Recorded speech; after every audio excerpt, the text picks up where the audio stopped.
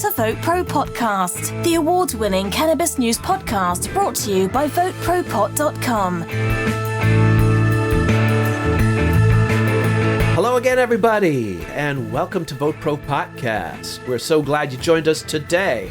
And we are also very thrilled and excited to have our senior health and wellness... Senior? Was it senior?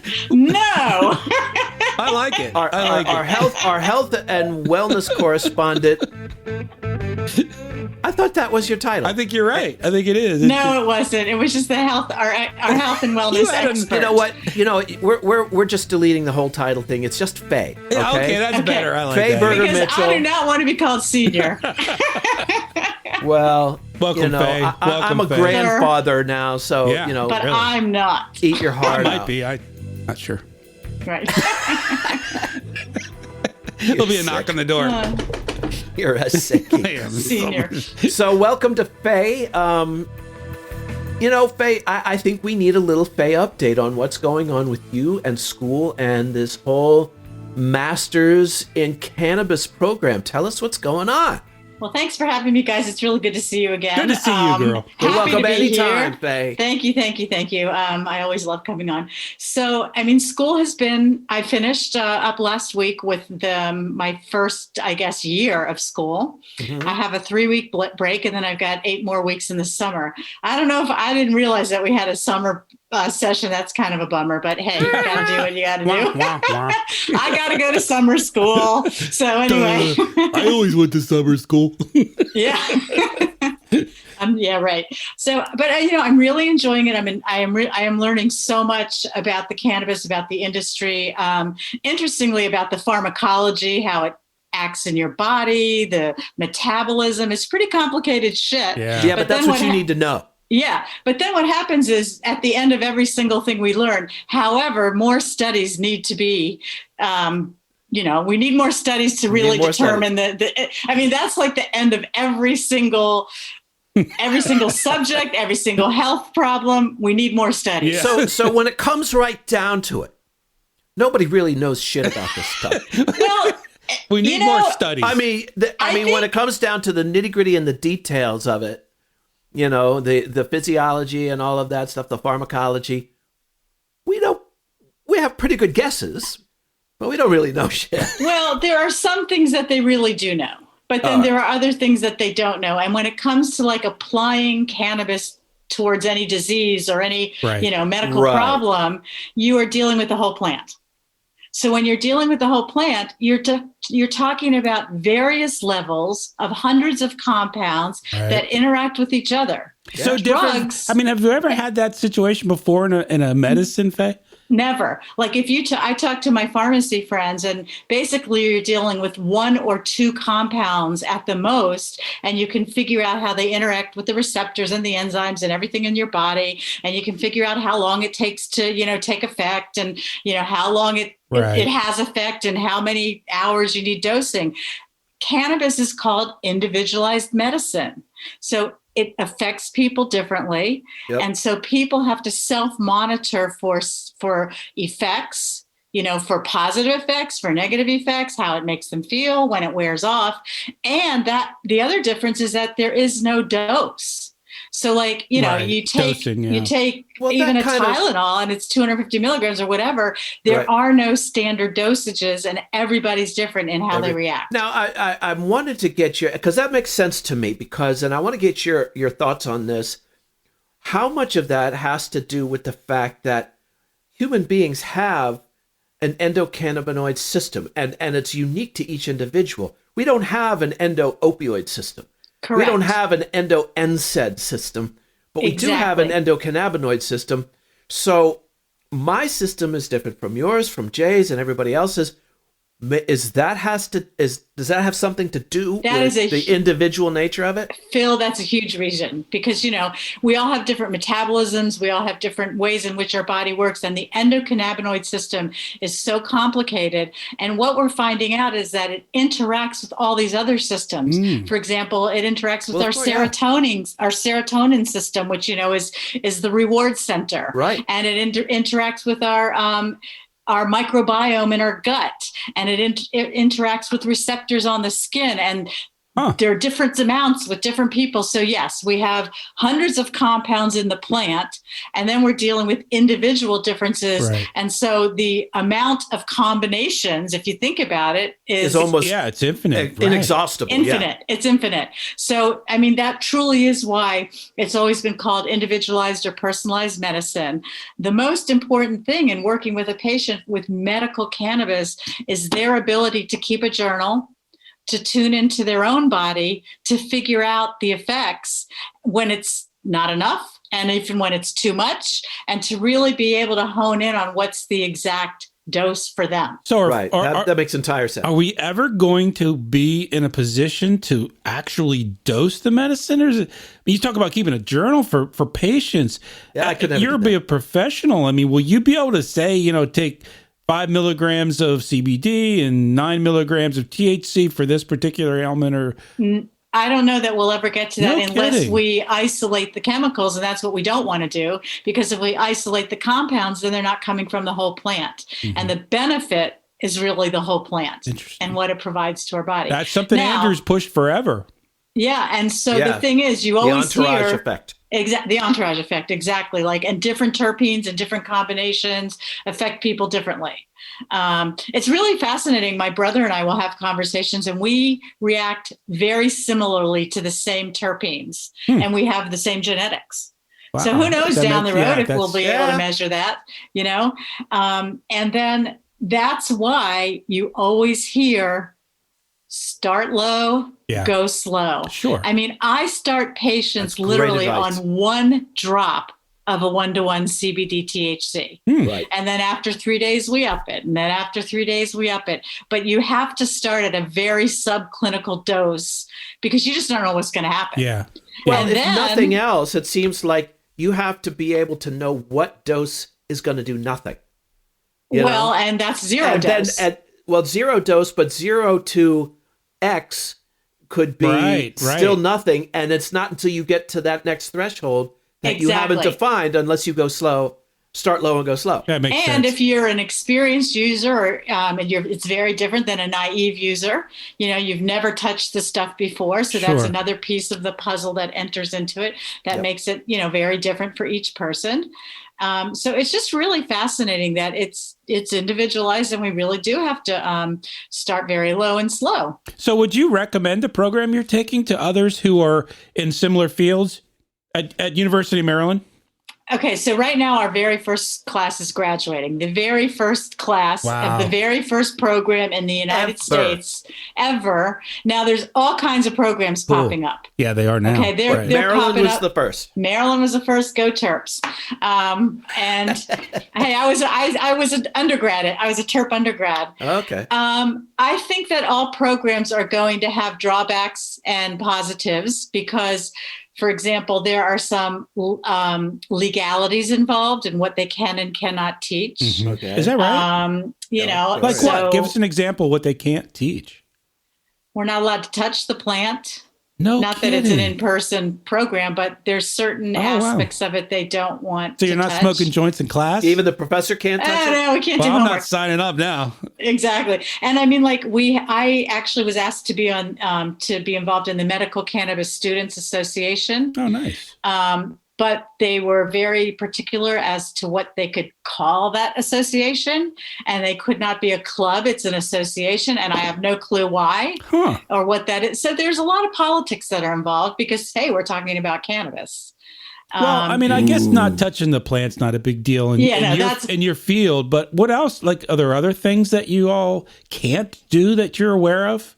I don't know what Not we sure. can't You do. just know I there's just know something there's out certain there, things. Yeah. And That's the other, unknown unknowns. Right. and the other thing I will say about this is that you have 150-ish people graduating in about a week. Wow. Wow. The first My class is 250 people. Wow. Yikes. Apparently, the next class is even larger. And it's not like I can go to the want ads and find a job. I was going to say, Like, tell people that, though. Tell people, like, when you walk out of there with your master's in whatever it is. And I have a master's in science in medical cannabis science and therapeutics. So what is the, Nice. what exactly would we do with that degree? We don't know. Really? I'm honest. I'm 100% honest. Okay. Well, I mean, because it's what you make of it. I mean, right. you got to create. You could be a canna doctor. Well, no. If you got to be an MD. So here's the thing. We have a lot of pharmacists and nurses in the program. They can be certifiers in a lot of states. Okay. Right. Okay. But we have other people who have undergraduate degrees in whatever, literature, whatever. They're still getting this master's, and they're not in a position to have any kind of clinical directorship position. Right. Well, they probably couldn't do any clinical research either. Yeah. And I mean, and I would never, I'm not interested in that myself. But so what are you interested in? What's your goal? Well, so my goal is we kind of know, but tell the folks. Yeah. So my goal is to really start a private practice, helping patients, find relief using cannabis medicine. Which matches your background as a nutrition. Which matches my nutrition background. But I'm sort of coming to the conclusion that I may not be able to have a full-time practice just doing cannabis consulting. And why do you think that? Because it's not like nutrition counseling. Nutrition counseling, my people come back for months or so, and we work on tweaks in their diet and this and that and the other. Yeah. When we're talking medical cannabis, there have been people that I've worked with, 1 or 2, 3 conversations. We've got the right medicine, we've got the right dose, and they're done. Interesting. Right? Interesting. So I think what I'm going to do. It's not an ongoing concern. Right. It's for me, this is sort of like my goal and my vision keeps changing as I get further into the program. And you learn more, right? And I learn more. I do not want to be a clinical director. I think I will be eligible if I wanted to in the state of Maryland to be a clinical director in a pharmacy. I mean, in a dispensary. Okay. But I'm not interested in working for like a big company, and that's just not what I want to do. No, you want to do some kind of private practice. I'm a counselor. And you're used to being self-employed and having your own practice. Yeah, no, I get that. Having my own totally thing and my own flexibility. And I still think, the cannabis industry as a whole is a lot of times more money-oriented than patient-oriented, whereas I'm patient-oriented. Yeah. I mean, I want to make money, don't get me wrong. I like money. But patience first. I think what I'm going to do, because, I've struggled myself with digestive issues, I'm actually going to sort of combine it with gut health issues, like people with irritable bowel syndrome. And this is like a complementary and an alternative therapy, another tool that we can throw into the toolkit. Gotcha. So I will have my your base. Yeah. So, I mean, I have doctors and some psychiatrists and doctors who will send people to me for cannabis advice. They've said to me, I'd much rather you talk to my patient than them walk into the dispensary for the first time, not knowing anything. And just. Right. And so that'll be one aspect of it. But I think I am going to incorporate, the thing is, it's not a vacuum, because, the endocannabinoid system also interacts with all of the systems within our body. Right. So, we even talk about proper nutrition with cannabis and with just wellness. It's just a part of a wellness routine. So tell me what your thoughts are. Jay and I have been covering this Delta 8. Yes, Delta 8. Phenomenon. And I'm a bit of a fan. Jay has begun. I haven't tried it. Mm-hmm. But what have you learned? It's amazing. It sort of emerged overnight, didn't it? It just like popped on the market. Bam! Let me give you my take real quick, because what happened is they wrote this law.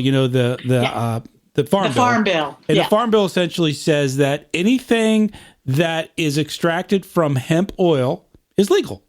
Right. So and my point to Phil's question there is that within months of that being legal and people processing the oil, you had Delta 8 on the market. So somebody knew about this and was thinking about it beforehand. And was ready. Exactly. There's always somebody ready. That's the thing. If you think you're going to get rich quick in the cannabis market, you would have been doing something 7, 8, 9, 10 years ago. That's right. You're like, you think you're going to be first, and you're not. Yeah, exactly. I mean, that's why the people from California have moved this way, So, I mean, the people in Maryland had their dispensary license. They were all set up to go as soon as it became legal. Right. They have been, like you say, have been for a while.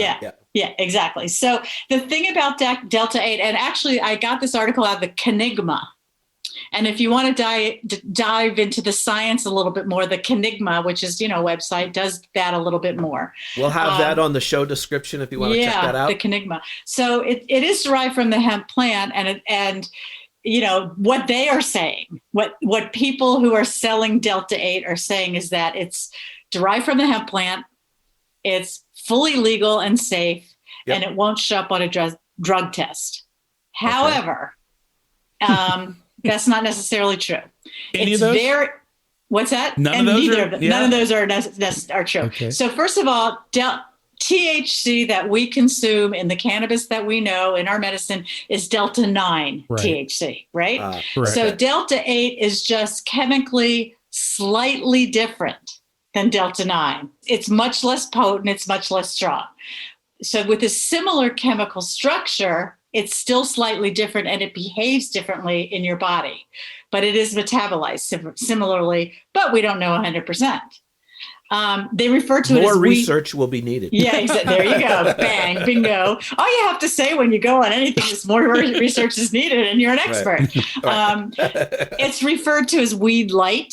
I think, you said, Jay, it kind of gives you a lighter it's not as intense or as potent as THC. It's close, though. It can be close. It can be. Okay, well, so... Have you tried it, Faye?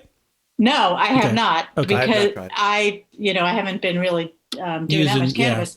I a little bit here and there now, actually, on the weekends, but I'm just I'm on a hiatus.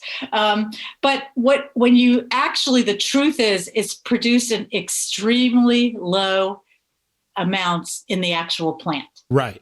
So less than 1% concentrates in the actual plant. Wow. So it takes a lot of plants. They took 18,000 samples of hemp, just plants from here and there and whatever. 98.5 of those samples had no measurable concentrations of Delta-8.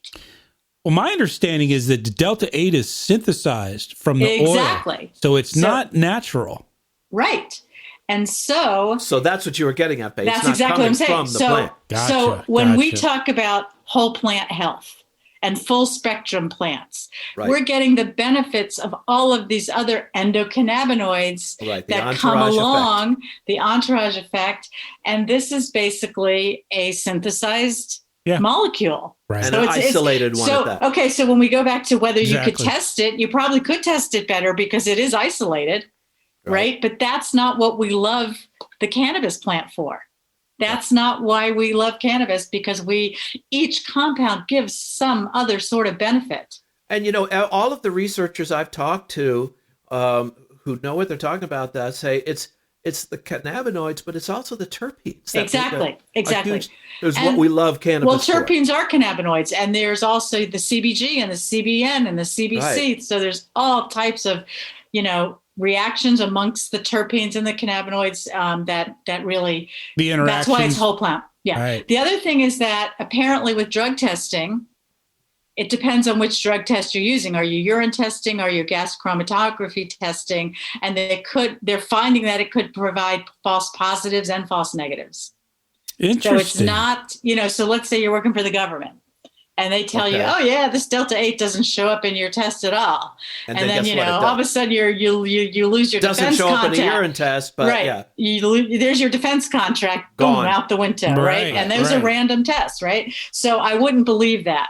If anybody tells you that it's not true, the DEA is still classifying it as a Schedule I substance. So, interesting. I did not know that. But you can go to 7-Eleven and buy this stuff or wherever. I buy it at my vape shop, and it's they're not dispensaries. Right. But you can buy CBD at the gas station. That's true. But how do we know if it's not tested? I think some of those CBD things have olive oil in them. Well, that's what scares me about Delta-9. I mean Delta-8, excuse me. Yeah, Faye, exactly. Is that, we've become accustomed to these new laws and to cannabis being legal and being regulated, which we've never had in our whole lives. But I appreciate that. I appreciate going to a dispensary. I do too. I think that's a great use for the law and the government to be the watchdog on these kinds of things for purity and safety. Right. That's why the Efficacy? scheduling needs to be different, because you can get toxins in your weed. You can get allergens. You can get, all kinds of inorganic kinds of substances. impurities, yeah. I mean, Right. people have smoked molds if it's Oh, I not know. tested. Absolutely. And had lung issues. A lot of people, yeah. Yeah. Well, So we should say that it's fallen by the wayside pretty quickly, Faye. I mean, states are the states, I was just going to say some states have banned it. They're catching up. 11 or 12 now. I've got a list here. Yeah, it's Vermont, Alaska, Arizona, Arkansas, Colorado, Delaware, Idaho, Iowa, Mississippi, Montana, Rhode Island, and Utah have all banned it. That was my next okay. sentence. Yeah, that they banned it. It's moving quickly. The ban, I think it'll be off the list pretty quickly. Right. So the bottom line, it's a loophole because of the Farm Bill, absolutely. right? Okay, it's a loophole. People are getting it and they're using it. It's probably synthetic, whatever they're getting and they're using. So they're not getting a natural plant-based It's all substance. synthetic. It has to be. Yeah. Then we have no idea if it's safe. Right. That's the problem. It's not tested or Right. So regulated. just go to your dispensary, buy weed. There you go. And Like leave it at everybody else. like a normal person. In Maryland, we have great testing, I think. Oh, very good. I think highly it needs to be respected. tested. People can really be harmed by untested Well, I mean, we product. had that whole vape episode a year ago, Right. and Yes. it wasn't cannabis related, as it turns out, but it's just kind of a lesson in. Well, that's interesting. The problem was the unregulated shit on the market. Right. Well, but let's talk. That's interesting. My very last paper was about that. My very last paper that I had to turn in last week. And there are some safety issues when you are talking about vaping. They need to work on manufacturing devices in which the heavy metals are not created, even within the tested market. Okay. And they found that even with tested safe products, some leaching of the oils can occur. I mean, of the toxins and the metals into the oil.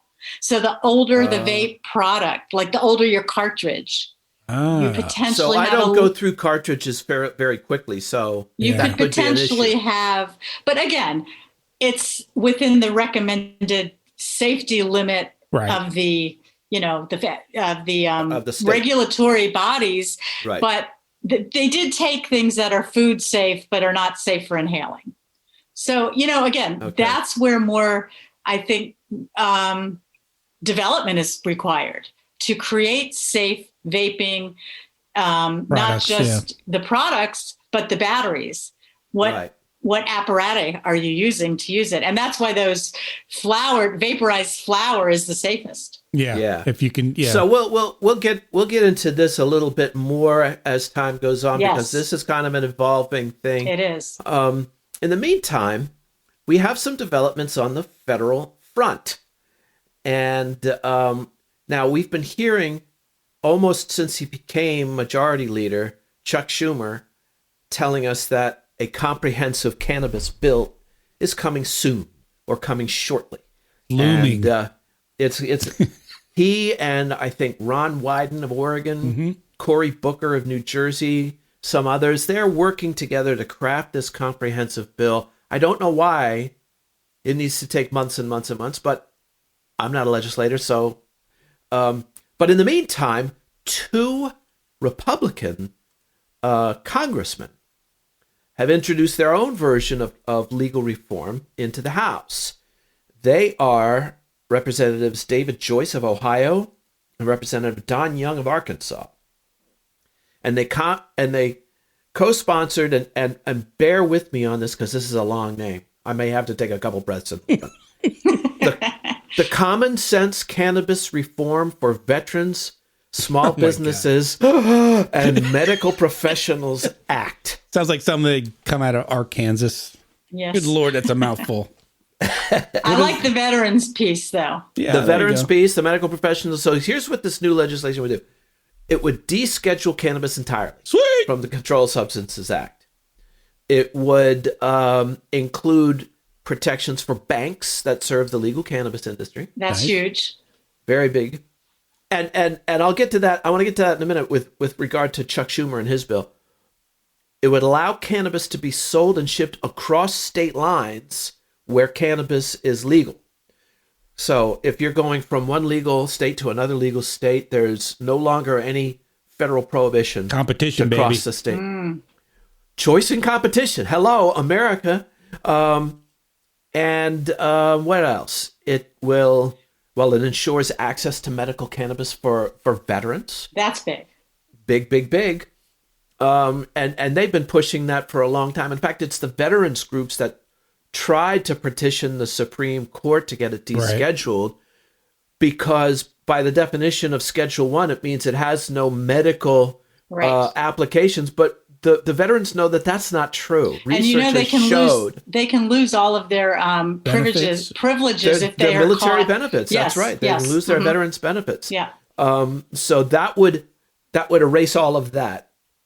Now, what it doesn't do that, for example, the MORE Act did, and probably Schumer's bill would do, is to address. There's no provisions for addressing social justice or Equity. like reinvesting in the communities hardest hit by the war on drugs. What about expungement? And I don't think there's no language for expungement. I don't think so. Mm-hmm. Those would have to be added into the bill. But there's the descheduling is huge. The state lines is huge. The veterans is huge, and getting two Republicans on board is huge. in the same room to agree to this. So which company are they investing in? Who cares? I'm going to invest in the same company if it gets across the finish line. But there's one comment I have about that, because I go into a Maryland dispensary and I know the Maryland regulations, and I know that Maryland tests a certain way that other states are not testing.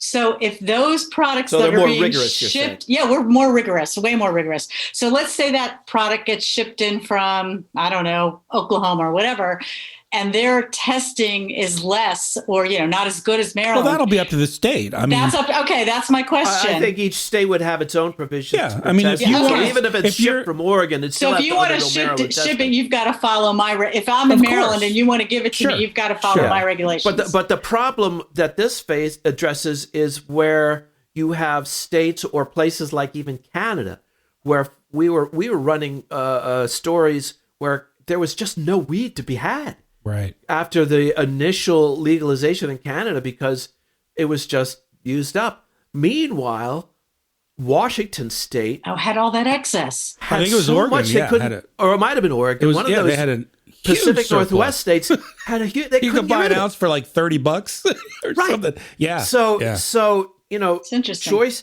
Choice and competition across state lines is what controls prices and keeps it down. And keeps supplies up. And to Faye's point, what will happen is you'll start to see, industry standards like you do with other businesses. I mean, same thing happens with alcohol, with tobacco. Exactly. They come up with, they have an industry that, organization that starts up, and they say, listen, if you want to trade between states, these are going to be the rules. These are the maximum dose is 10 milligrams, that, and the other. Packaging has to do this.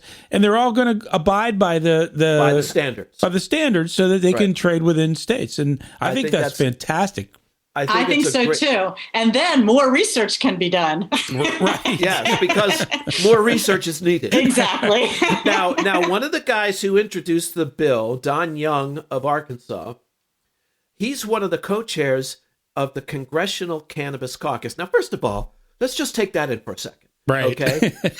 How many years ago, not very many, where you would say the congressional what? Yeah, right. There's such a thing as a congressional. There is such a thing, ladies and gentlemen, as a Congressional Cannabis Caucus. Easy for you to say. And yeah, right. Yeah, I had to try to read that down for We Talk News, and it didn't go well. Right. So, but he's saying that, and now, where on the Democratic side, and I support this 100%, their angle for a lot of this, for selling legalization, is social justice, which I agree with. Yeah. On the Republican side, their angle, he decried the existing federal cannabis policy as an infringement on individual liberty. Right on. And the rights of the states under the 10th Amendment, which I also support. I do too. So and They're both and right for once. They're both right. But what about the But taxing? for a different reason. Well, that's a state issue. States Yeah. are going to State- tax State by at state. different rates. Okay. Yeah, just like it's the same with alcohol and every other. Yeah, anything that you sell. Yep. Yep. You know, States can certainly set any their- time a dollar changes hands, the You want to government's find gonna out how take different it cut. is from state to state? Go to California and, Well, and and see, go to the that's grocery where- store.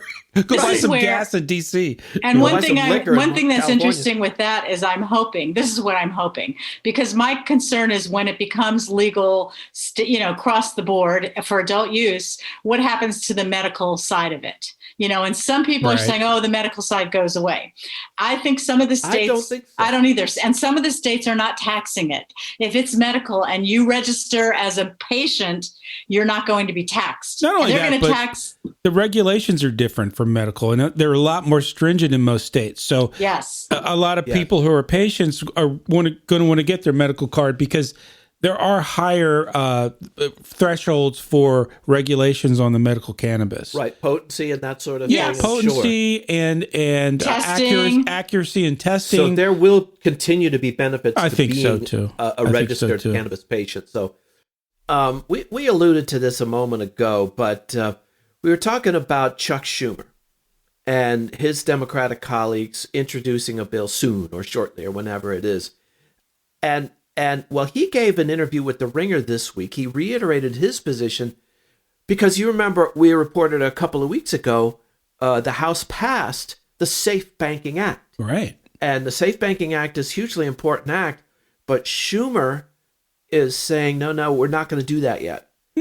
He's saying that it's going to have to wait for a comprehensive bill to pass first. Interesting. And the reason he told The Ringer this week, the reason is he doesn't want his bill to be undermined by giving an opportunity to these kind of fence-sitting, reticent senators to vote for something more moderate instead. So what he's saying is, he said, quote, we're not going to bargain against ourselves. So that Smart politics. that actually makes Yeah, political sense. It does, you know? indeed. I did not know that. What hadn't heard are that. your thoughts on that? I think it's great. I think it's a good sign. How soon does he think the comprehensive bill will be up? Shortly. I've been hearing that for a year. What does shortly mean? It means soon. Okay, thanks for narrowing that That's down. all he ever tell you. I He'll know, say I know. He's been working on it with with Ron Wyden of Oregon, Cory Booker of New Jersey. They're working on. They said they want a strong, comprehensive bill. In fairness, there's a lot to get in that bill. So There is. There's a lot to consider. I can understand why it would take time. And all kidding aside, and of course, they know who's going to be on board with what better than Right. any of us do. They can count noses. They can count votes. So they have to craft a bill. You know, as we've said many times, politics is the art of the possible. So you have to craft a bill that's possible. will the president sign it, Phil? I don't know. Faye? What do you It's think? interesting. I'm hearing a lot of it's not going to happen. I don't, I think the bill's going to happen. I I really do. I think the bill's going to You're happen. saying, or Faye, are you saying Well- the signing of the bill is not No, gonna happen? no. Like I spoke with one of my professors the other day, and she did say this is just my opinion, but I really don't think that it's going to be legal for adult use anytime soon, like real shortly, as you're Federally? saying, very shortly. Like Schumer is saying. Yeah, exactly. But Well, he's not saying it's going to be legal. He's saying he's going to introduce a bill. okay, he's going to Two different introduce the bill, but Right. Biden's really not for it, so to speak. I think it's going to take a little bit longer for adult use than we keep thinking it's around the corner. It's around the corner. And the question I is, don't know. Are there the votes in the Senate to get it? And if, the Republicans could filibuster, so you got to have, 60 votes. I still think it could pass. I really It do. could pass, but it's not. I think, Faye, your point is well taken, that it's not the slam dunk that we've been thinking it's going to be. And the reason we think that is because we've come so far so fast. In just the last couple of years, everybody's anticipating, well, we're just, we're so close. Yes. Yeah. And yes, we are so close. But your point, Jay, are the votes there in the Senate? And maybe that's why this is taking so long. Yeah, that's a good because point. It could be. He's got to write something. He and Wyden and Booker have to write something that will get the votes. Yeah. So, just to add to that, we had a symposium where we had a lot of speakers, and one of our speakers was from Americans for Safe Access. Okay. And the woman who spoke basically went on and on and on about how the stigma is still so real. They are a cannabis group. They don't touch it. They don't sell it. They do nothing with it. They went to rent office space and nobody would rent them office space. Nobody's touching it. And, kidding. there's the whole veteran stigma. If you use it, you can lose your benefits. Sure. There's the whole banking issue. So we think it's a slam dunk because it's legal in all these states and we're, compared to what we're used to. But It's a I'm still different hearing, animal, all different I'm animals. still hearing it's not a slam dunk yet. Yeah, it's not. It may be around the corner, but not the next corner. I guess There I was may be a surprised. few corners to go before we get around. I was that. surprised at how much there still is a stigma. And I can tell you just as a general thing, I'm on Facebook. When I post cannabis related posts, I get less likes and less comments. So I think there are people out there that know me. Well, remember, Jay, when we were on Jimmy's 420 broadcast, I can't remember the name of the fellow on there, but the correspondent for CNN and Fox, right? I can't remember. saying, they won't touch these stories. Yeah, no, they're and just they not don't. talking about it, And they don't. So you're not far off, Faye. Yeah, no, I really, and I know that, like, for example, both Facebook and Instagram will take down accounts. They'll just take them out because they're cannabis oriented. Well, especially if you're we trying had to a sell hard it. time boosting our posts. Oh, you can't, on Facebook. Yeah. I mean, well, we could, but we had to go through some major hoops, and it took a long time because And you're not selling. marijuana is a drug. Yeah, well, they rejected us for a while. It wasn't until you don't even have to be touching it. No, Right. it wasn't until we made the argument in writing that, listen, we're not a dispensary. We're a political advocacy. Yes, we do group. not advocate drug use. Which is the same as Americans for Safe Access. Right. Yeah. Now, Americans for Safe Access is the group that went before the Supreme Court, or one of the groups that went before the Supreme Court saying, yes, it does have medical applications. We have this research and this research and this research that says it does. So how in the world can it be Schedule 1? That was their Could argument. it be Schedule 1? But the federal courts kicked it back to the DEA, saying you have to work this out with them. Right. So just real quickly, if I say to somebody, I'm in grad school, and they say, what do you do? I'm in medical cannabis. It's either, oh, cool, or, oh. Yeah, and really? the conversation ends. That's the end of the conversation. So, have you guys heard about this story? Mars bars, Mars Candy. Well, now Yeah. it's Mars Wrigley. I guess they bought the gum company recently. I didn't know that. They merged, so they've got a lawsuit pending now. It says here, I'm looking at a guy named David Brown wrote this article on stratcan.com. It says Mars Wrigley, one of the world's leading manufacturers of chocolate, gum, and candy, is taking legal action against cannabis companies in the U.S. and Canada that are using the company's brands and products. So what these folks are doing, and I'm a little confused by part of this because most of it's black market. So I don't know how the hell do you sue the black market? But specifically, they're talking about there's products called Skittles and Starburst. We didn't do that. The packaging looks exactly the same as the real deal, but what they're doing is they're infused, obviously. So that's the same as getting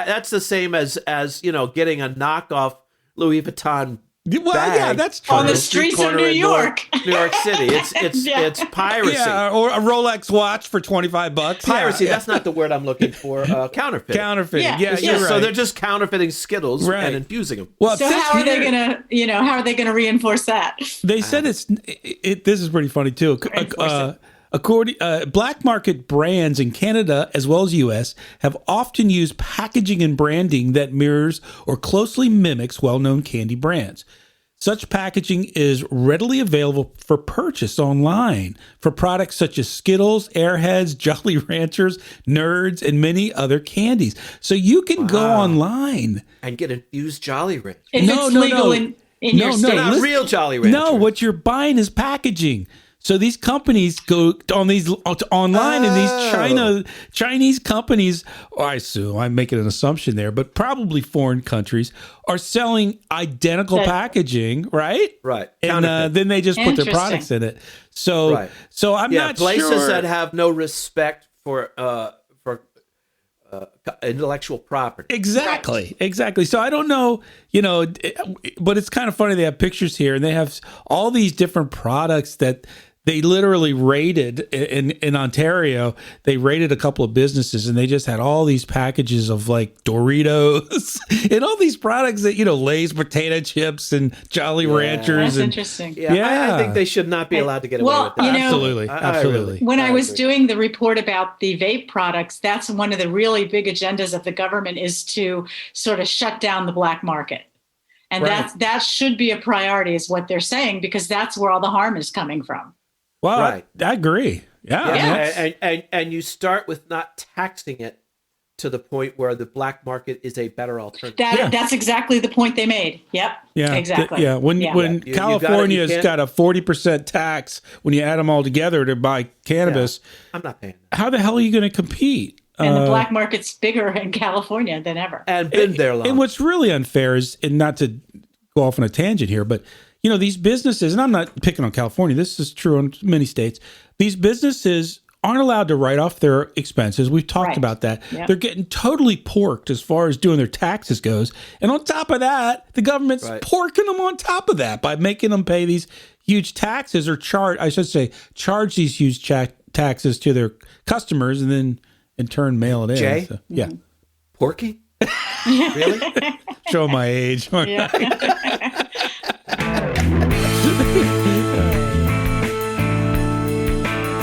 I want to remind everybody, if I haven't already, and I don't think I did, that this episode of VoteProPot-Cast is sponsored by our good friends at cannabis.net. So go to cannabis.net, and of course the URL for that is, wait for it, it's cannabis.net. Okay. How do you spell that? And so we've got, there's all kinds of great articles, news, events. Speaking of events, Faye, there's one right here in Maryland. Yeah, and that is kind of big. Let me put something else out there about cannabis.net. You can also create your business profile on there. That's a great So I went website. on. I signed up for a profile. I haven't completed it yet, but I can now be on a list of a person who's in the cannabis industry.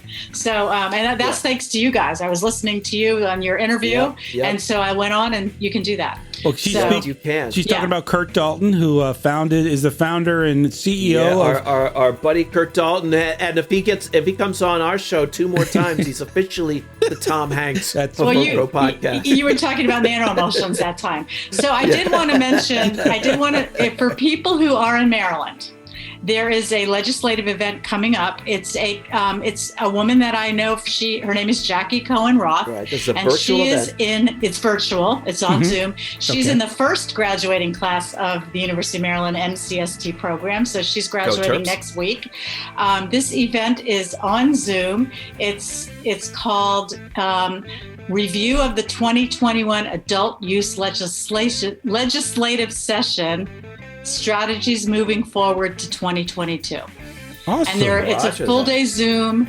Look, if you want to. That's longer than the Republicans' bill. Yeah, exactly. I shortened the title. Okay. But anyway, go to bizmdmaryland.com. And why do people want to show up for that? Well, I mean, there is a fee to show up, but it's for people who want to advocate for cannabis, who want to anybody who's interested in meeting some legislatures, they'll be there. Strategies for how to move forward in order to get adult use legal in Maryland. Cool. Well, if you attend that, and I expect you probably will, Faye, why don't you just kind of throw out a little hint and to invite one of the Maryland legislators on our show. There you go. We would love to talk to them. We haven't reached out to them. That's a good They've been a little hard to contact lately. I'm not sure why, but we would love to get someone from the Maryland legislature who's involved with this on our shows. Well, our conversation is definitely not going to end, folks. So Ever. we hope that you enjoyed the show. We hope that you have some input on this. If you do, check us out at VoteProPot.com. Leave us a message. Go on to Apple Podcasts. Give us a 5-star rating. Tell your friends. Word of mouth, baby. We want to get that word out, and you can help us do it. And Jay, what else? Send us an email at podcast@votepropot.com or call our message line at 240-257-2441. And you'll see a link in our show notes to Faye's website as well. Absolutely. Thank you. Yes. And please visit our social media platforms. We are live and kicking on Facebook, Instagram, LinkedIn, and Twitter. Just do a search for Vote Pro Pop.